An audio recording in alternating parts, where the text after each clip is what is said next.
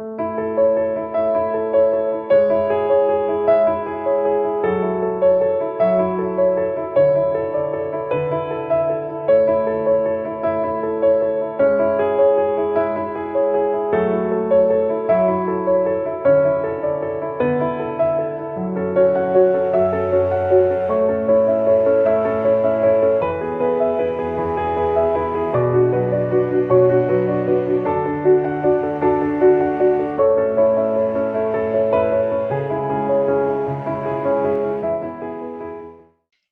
everyone, welcome to Writers of the World. Our topic today is writing about trauma, which I'm sure will help a lot of people who are at various stages of the writing process.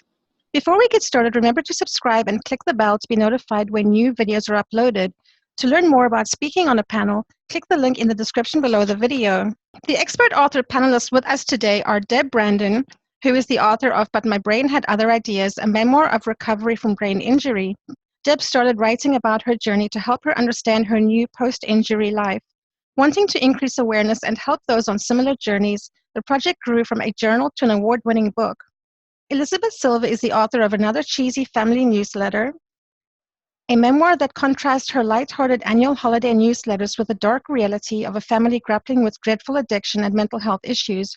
Her story is one of survival and determination in light of difficult circumstances that sometimes seem impossible to overcome. Lynn McLaughlin is the author of Steering Through It, Navigating Life-Threatening Illness, Acceptance, Survival, and Healing. Her memoir includes entries from many family members. It is her hope that by traveling with them through experiences and reflections, you'll be empowered to advocate for yourself and others regardless of life's challenges. Christine Ristaino is the author of All the Silent Spaces, a memoir about overcoming violence and facing past sexual trauma. Christine has been writing her memoir since 2008, a few months after she was attacked in a parking lot in front of her 3- and 5-year-old children.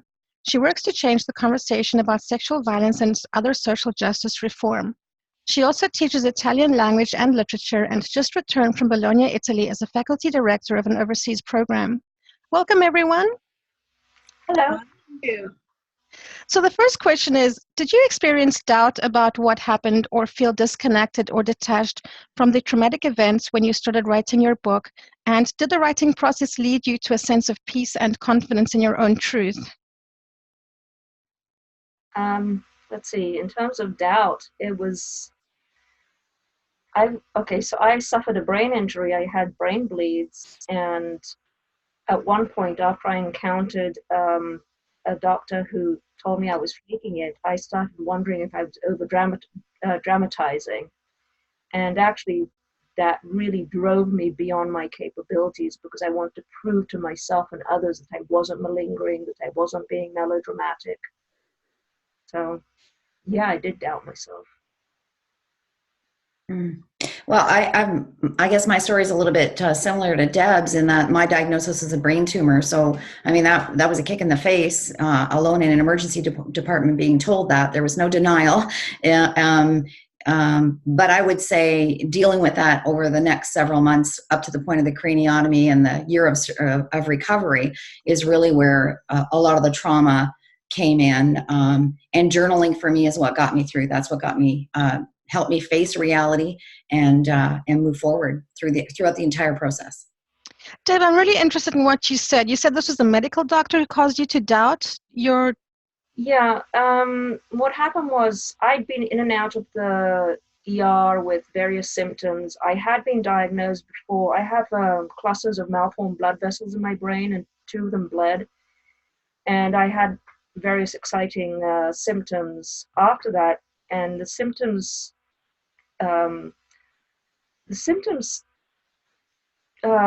came and went and became worse, and this kind of thing. So whenever a new symptom came up, I thought there was a new bleed, or I was told by my neurologist to go to the ER.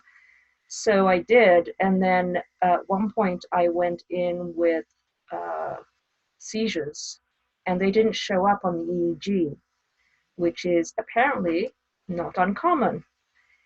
But the on-call neurologist told me that I was faking it. She told me they're not real seizures and that I need therapy. So, and after that, it really messed me up for quite a while. I mean, I was as I said, I started doubting myself. I plunged into a depression. But on the other hand, it's at that point, that's when I climbed out of denial. It was, oh, yeah, I've got to do something about this. This quality of life just isn't. And I ended up with the surgeries, which allowed me to reclaim my life. So, yeah, I refer to her as the evil neurologist, but she took me to the right place. I experienced violence 3 different times, and I was in complete denial about the first 2 times until I was attacked in front of my children in a parking lot. And because I had people bearing witness to what had happened, I realized I had to face that trauma. And as I began writing about that trauma, it eventually forced me to go back and look at a molestation I had experienced at 8 or 9 years old, and then also a rape at 21. And I was in denial like you wouldn't believe about the first 2 events, so much so that when I was writing initially my book, I talked about trying to find a support group, and all I could find were support groups for rape and I guess it was rape and domestic violence. And what I didn't realize at the time, or it didn't even occur to me, was I could have gone to both of those groups because of what had happened to me as a younger person. But I was in denial so much that it didn't even ring true that those would have helped me as well, probably even more. Did you feel that your book helped you come to peace with what had happened? Absolutely, because I was so much in denial about what had happened, and yet the 2 events did happen. And as I wrote my book, I started writing about the other 2 events eventually, and those 2 events, I didn't give them much credence, even though they affected me, and I didn't admit that they were affecting me. I had been molested by somebody that my family loved, and he was very funny. He was a great cook. I loved him too. So I kept thinking maybe this didn't happen because he's such a lovely person. This couldn't have happened. So I negated my truth for a good portion of my life.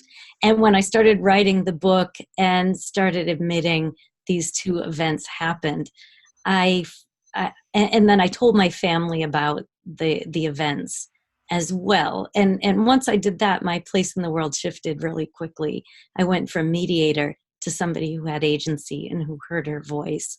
I wasn't concerned about my voice, and I had ignored it for most of my life. But writing the book really centered me, helped me to figure out who I was and move forward with strength and agency. I had a similar experience with being suicidal. So during this whole thing, I became suicidal a few times. But, I said to myself and to others, oh, but I don't have it in me to kill myself type thing. And no, I wasn't suicidal, this kind of thing. And it took writing the book to understand that, yes, I had been suicidal, that, yes, I still have a plan, and that I could become suicidal again. And it was through the book, and it was through the book that I realized that this is something I have to address. This is something that I have to understand better. And it really helped me, but it was tough writing about it. God. It's amazing how disconnected we are right after trauma. At least I know I was. It sounds as though you were as well. Just disconnected from ourselves. Yes, definitely. I think it's a way of protecting yourself. I don't think I doubted the trauma that I experienced as a child. I didn't understand it. And I don't think my parents did either. I was in a horrific earthquake at the same time that my father was a raging alcoholic. He was bipolar. We lived in a horrible, horrible place. And all of that I was a kid. I didn't understand any of that. And at that time, many, many years ago, parents, kids, they didn't know how to help their kids, and nor did they even understand that kids were internalizing things. And it really, I too experienced a date rape as a 19-year-old.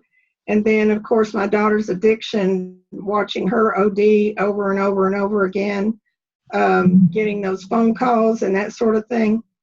I started experiencing night terrors, and it wasn't really until I sat down and wrote it all down that I thought, all of these things started pulling together. Even though I've had therapy here and there, it was like a puzzle, all the pieces were kind of scattered out and they started pulling together. It didn't change the trauma that much, but it did help me to understand a little bit better how it all fit.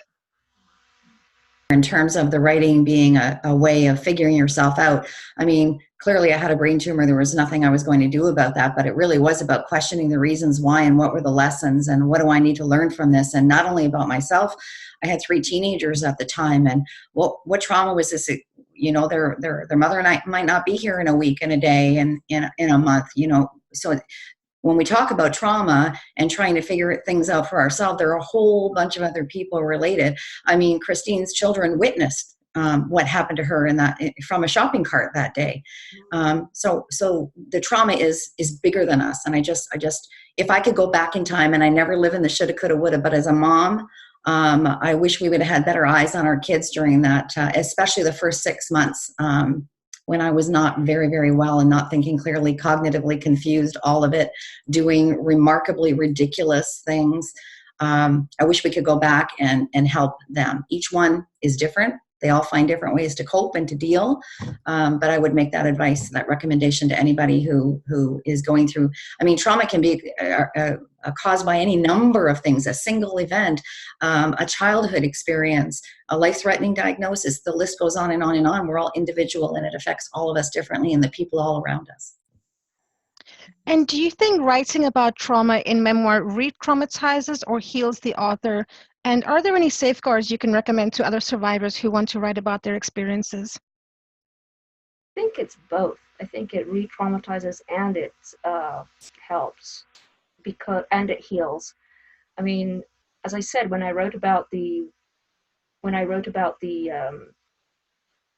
being suicidal, it was really, really tough. In fact, when you asked what you can do about it, I had my phone right next to me, ready to dial a good friend if things started going haywire.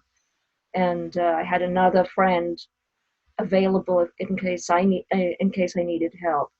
So it was, and I bawled a lot when I wrote about it.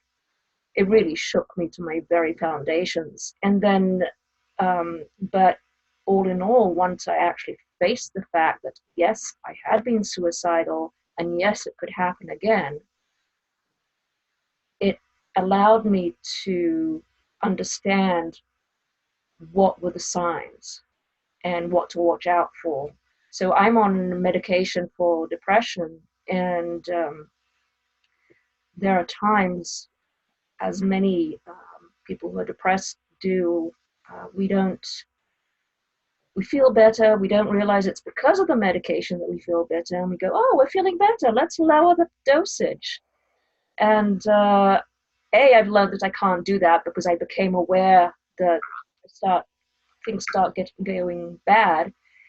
Plus, I recognize the signs as I don't want to get into that deep, dark place again, and I've got to do something about it right now. Before I wrote about it, there was no control on my side. Things happened to me.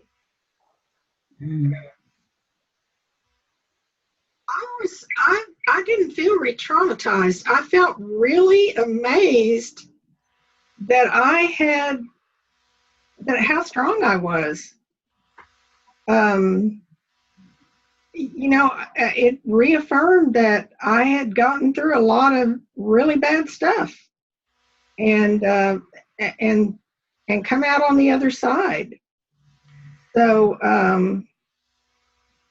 in that sense, writing about it it didn't re-traumatize me. I felt good about it. And Elizabeth, your circumstances were over a long period of time as well. And when I talk about mine, it's really, I mean, there's certainly repercussions today and things that I have to do. But I agree with you. I did not feel re-traumatized at all. As a matter of fact, I felt more celebratory. I had to learn to be the new me. I had to figure out what those deficits were and find ways around them. And that's okay. We did it. We figured it out. We got around it. I still use things to get around it today. But really it was, when you actually go back and read that from my journal entries, the day I was about to go into, the night before I was going in for the craniotomy, and that raw writing, and go back and read it. Yeah, it's heartbreaking. But at the same time, okay, look where we are today. So I agree with you. I didn't feel traumatized at all. I agree with you in general. It's just that issue with suicide that caused a lot of trouble for me. But yes, in general, it gave me validation, because I needed, especially with this self-doubt thing, because of this evil neurologist, I needed that validation. And when I came out, writing about it gave me that. Plus, as you said, you can look back and say, wow, I did well. I worked to recover, and here I am. I'm in good shape. And yeah, I agree with you with that. It was just that particular thing with suicide that really shook me. Yeah. When I was writing about my trauma, I kind of used a parenting technique that I use with my kids. After I was attacked, I promised myself I would be honest with my kids in general, give them the language to talk about difficult things, and that there would be nothing would be off bounds. And how I regulated it was they would ask me a question about something difficult, and I would give them a bit of information, and then I would ask them, do you want to know more?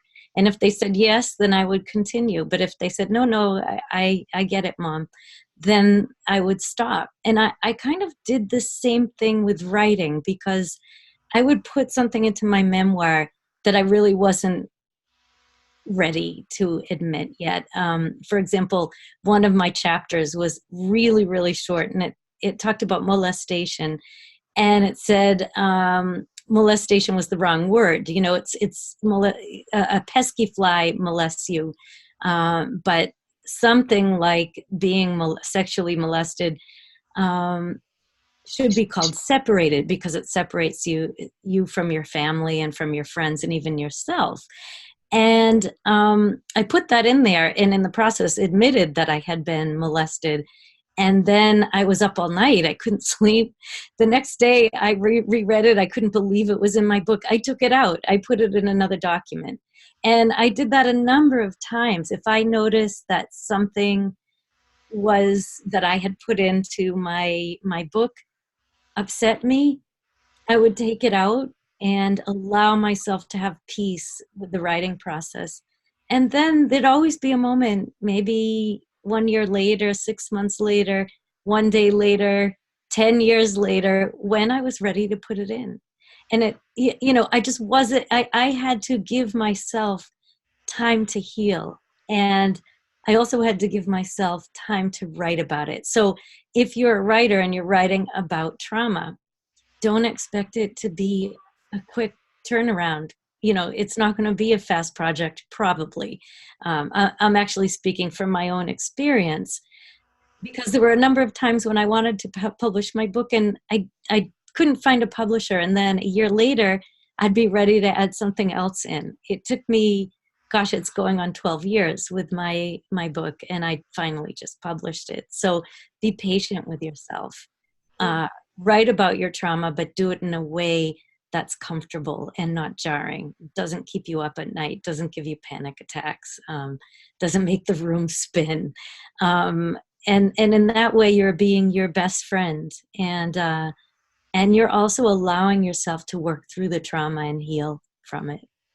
Did you suffer from PTSD symptoms resulting from the trauma prior to beginning your book? And if so, did the writing process help resolve these, and how?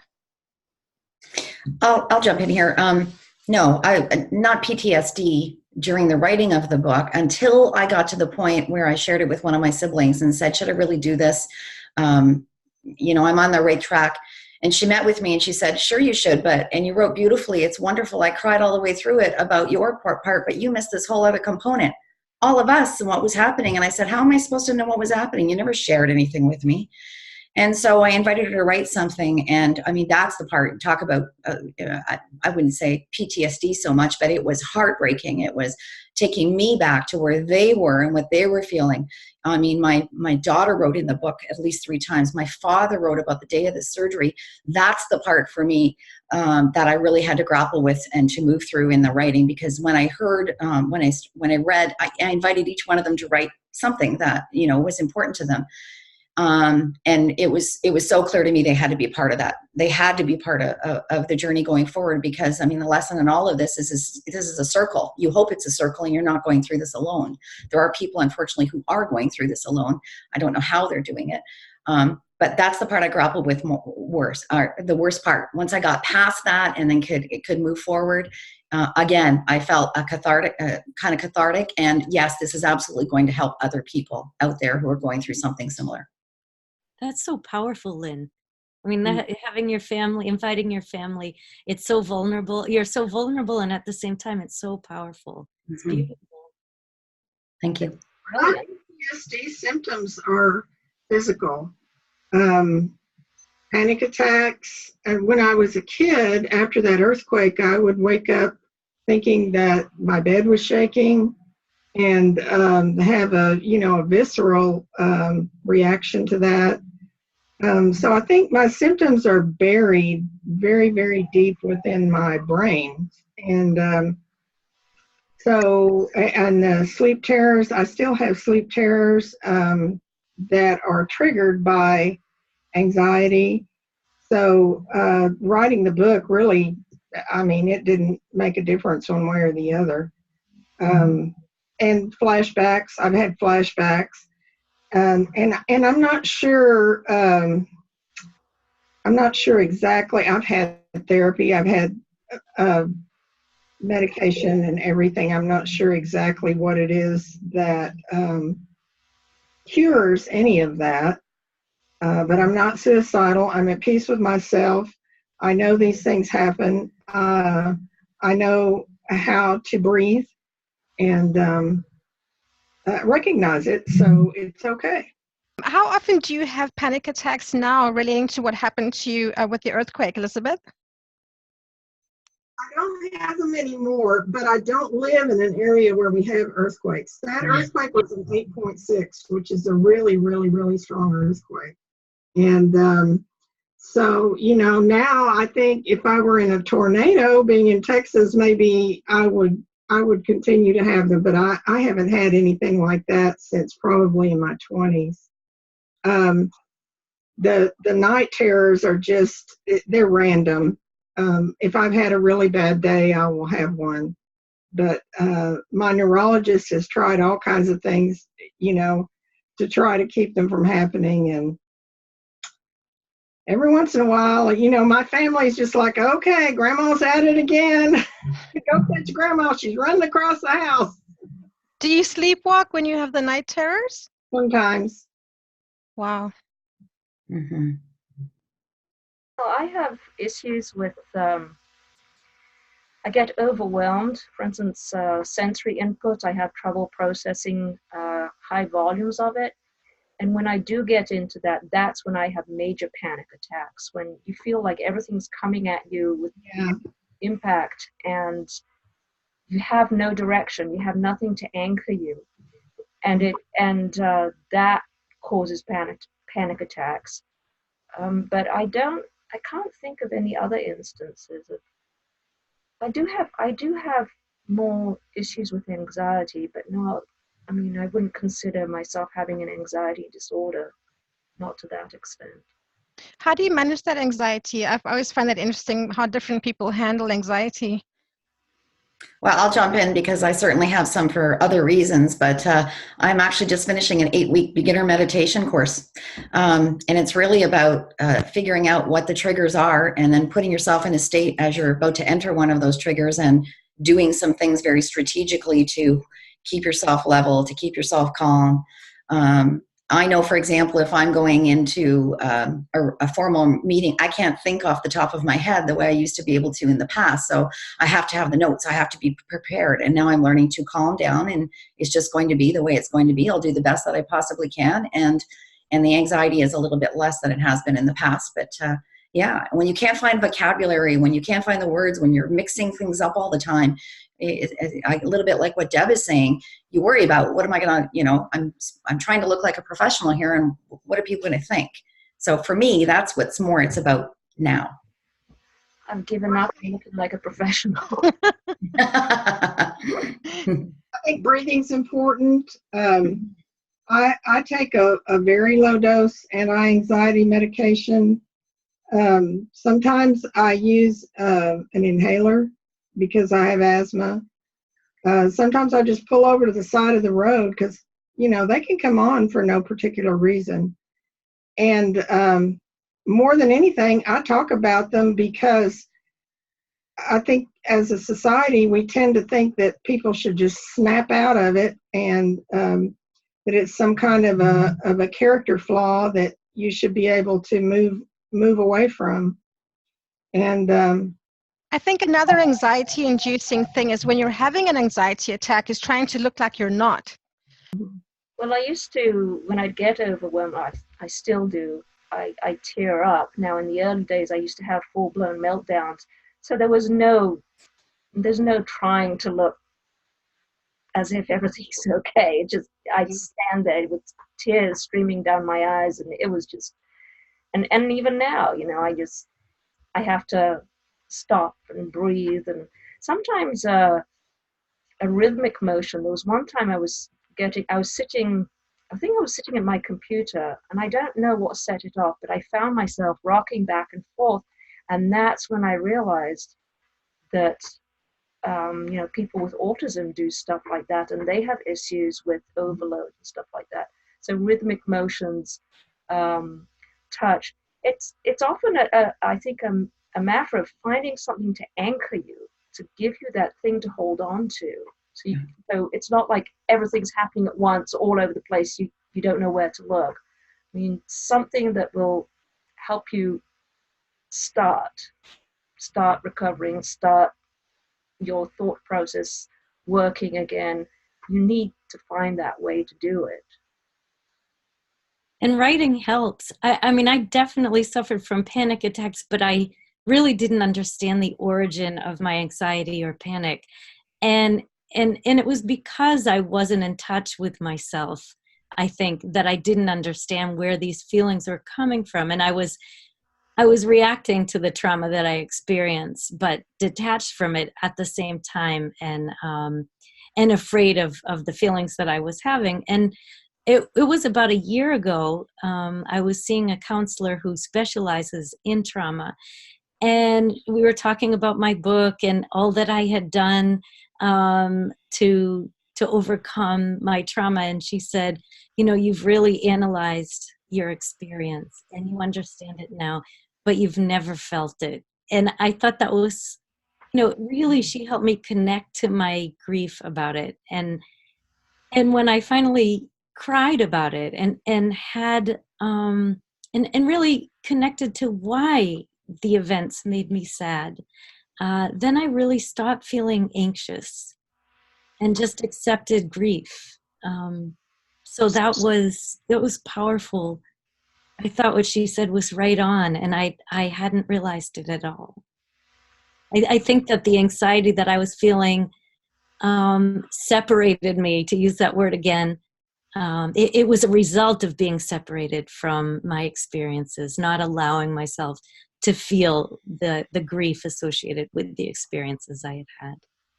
It's interesting that you say that, because before I started understanding it, before I started writing about it, there was a lot I didn't recognize for what it was. For instance, I didn't realize that I was grieving for my losses. I didn't realize that I didn't understand why all hell was breaking loose, and I was getting these panic attacks until I started writing and I started questioning. And that's when I learned, when I put two and also with the brain injury thing, you have this thing where there are lots of disconnects. So even though I knew theoretically about sensory overload, I didn't connect it with how I was feeling at the time. I mean, it took several months before I made the connection. When I made the connection, that's when I could start trying to figure out what to do. But this whole business of not understanding what's going on and not having that self-awareness, I think writing really does the trick. I was talking to a friend and she was going through something. I said, write about it. And she looks at me and said, it really helps. Sure does. I agree. Yeah. What needs to change in the dialogue around trauma to create a more healing environment to survivors? This could be family members, acquaintances, the media, and society in general. Well, I mean, anyone who's experienced trauma is a different person. And this is the bottom line. Trauma affects people in psychological, emotional, and physical ways. And no matter what you're going through, you will change. You're going to be something different. So anyone around, if someone you know has experienced trauma, you need to be able to embrace and accept that new person because they've been through a lot. They're thinking about you. You're rethinking everything when you've been traumatized. What's my purpose? What's my lesson? What's my real reason for being, and what am I going to stand for going forward, and what am I going to let go, and what am I going to change?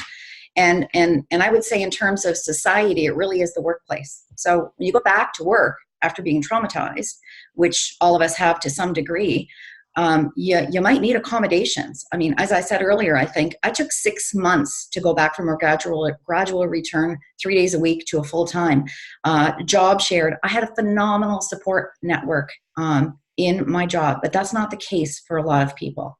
You go back to work, and Deb and I have had a couple of conversations off the side on the line, about some challenges in terms of when you have to learn how to do things differently, and people have to accept you and love you for that, including family members. Like I said before, we still, to a large extent, have the mindset in society that mental illness is a character flaw instead of a brain disorder. And we really, really need to work on educating people. And like you said, people need time to heal. They are not going to heal the way that we expect them to. And one of the worst things that a person who has gone through trauma can hear is, just move on, or everything's going to be okay. Everything's going to be okay, because it's not. It is not going to be okay. It's going to be different. Yeah. That's my crusade, is just to let people know, have a little bit of empathy for those that have gone through that kind of pain, just like you would if they'd had a heart attack. Mm-hmm. I think that's very interesting what you just said. You said people are not going to heal as we expected them to. And I think a lot of times people constantly ask, how are you feeling? Are you better now? And if they can just not expect people to heal on their timeline and to stop asking them if they're better yet. You feel inadequate. You feel that you're not handling things properly. But I really think that's where we come in.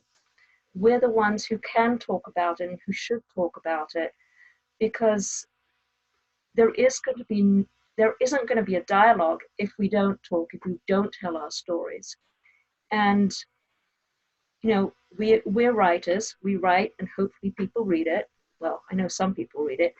And Elizabeth, you mentioned a crusade. Yeah, I feel like I'm on a crusade to increase awareness, and it's not just about brain injury on my part. As you said, it's about trauma. It's about mental illness. It's all part of that same dialogue, and separating the pieces.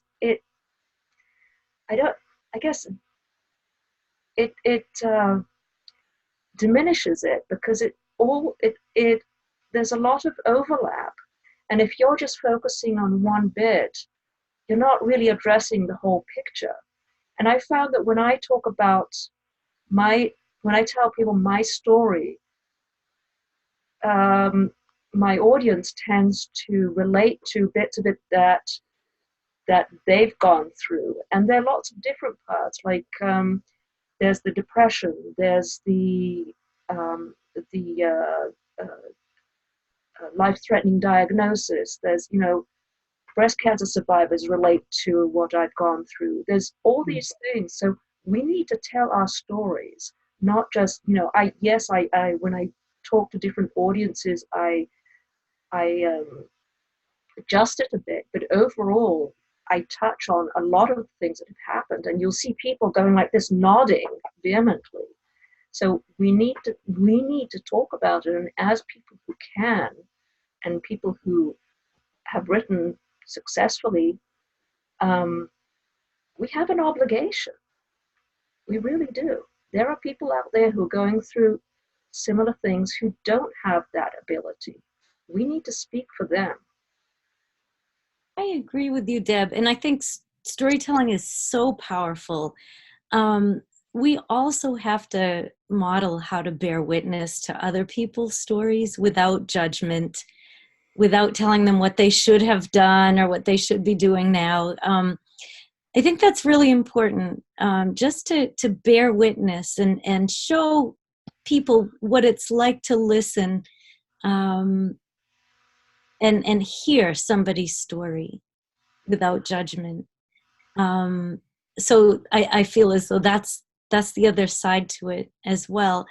And then relating back to my own personal trauma, I'm on a crusade to change the way we look at sexual abuse and violence in general, because I feel as though our society has an evil saint kind of paradigm when it comes to these types of things, because either the person who did it is a monster or they couldn't have done it because they're a saint. And I found myself doubting my own story because everybody thought that the man who did it to me was a saint. And as a result, I didn't talk about it for years and really lost myself as a result. And I was terrified that the people who heard my story, who knew this person, wouldn't believe me as a result, because because everybody referred to him in such positive terms. So I feel as though we need to admit that people can do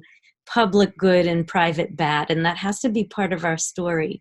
Yes, people are human. They do good things and then they don't. And if somebody's done a lot of good in the world, it doesn't mean that that they're incapable of doing something really horrible. And so I feel as though, and this actually extends to all trauma, because people have a really hard time talking about trauma, as all of you have said. And as a result, it's hard to talk about it.